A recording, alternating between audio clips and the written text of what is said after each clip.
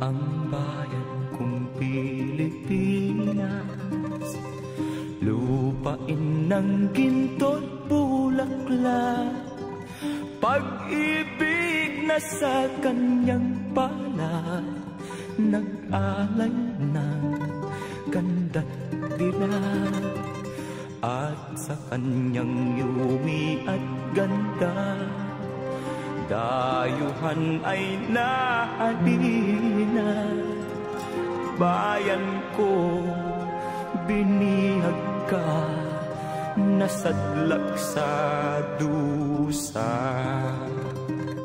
Una, nakakalungkot lang yung ika-29 na taon ng EDSA, yung sanang pagsasama-sama muli ng sambayanan at nagkakaisa para sa panawagan sa pagbaba sa pwesto ni Aquino, ay narito yung mga pulis na humarang sa mamayan. Nakakalungkot lang dahil ang panawagan ngayong araw ay para sa katotohanan at mapanagot sino yung may sala dito sa madugong Mamasapano incident. Mas nakakalungkot kasi yung mga kabaro nila na ipinain na parang bulate at kinain ng mga pating ay parang babaliwalain ang buhay ng mga ito. Bakit nagkaganito, General, at hindi na kami pinahintulutan na pumunta sa Camp Crame at pumunta din mag-human chain papunta doon sa EDSA Shrine? Ito yung kanyang sinabi at babasahin ko po ito para sa ating lahat. Hello, Father Ben. Itagalog ko na po kasi naka-Ingles. Magandang hapon po sa inyo. Kakausap ko lang po ang aking staff. At sinabi niya na ang programa ng activities na inyong pinaliwanag kahapon ay pinag-usapan ng kanilang assessment. Sa kasamaang palad, mayroong mga pagbabago nung pumasok ang MMDA na kanilang umpisang sarhan ang mga daan kaninang hating gabi at ang lahat ay nagbago.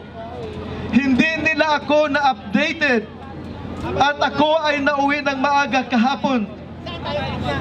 At ang mungkahi ko ay makipag-usap kayo directly sa RD ng NCRPO. Father Ben, my apology for short-sightedness. Walang koordinasyon.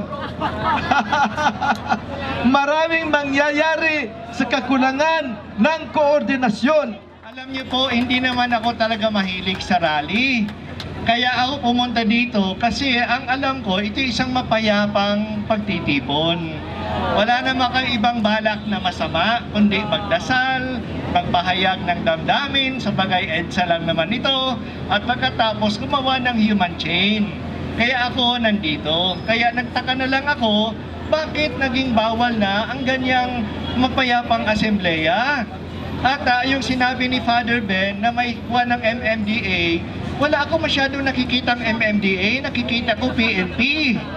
No, hindi naman yata. So hindi naman yata ito MMDA, kundi PNP. No, at pagkatapos, kanina lang, mga ilang minuto lang, ibinigay sa akin ni Nato yung number ni Daniel Garbo na siyang second in command sa PNP. Tinanong ko sa kanya, General, ano bang balak nyo sa amin? Hindi kami makakantay na magdamag dito. Papayagan nyo kami o hindi? Sabi niya, hindi ko alam anong nangyari dyan. Hindi ko alam anong nangyari dito. Iko-coordinate niya pa daw sa in charge ng ground. That is the second in command ng PNP. Hindi nangyayari na ang daming PNP rito. Alam nga naman na basta na lang lumabas yan na hindi alam ng command. Dito ipinakita lang sa atin ngayon, anong nangyari sa Mamapasano, sa Maguindanao, yung lack of coordination.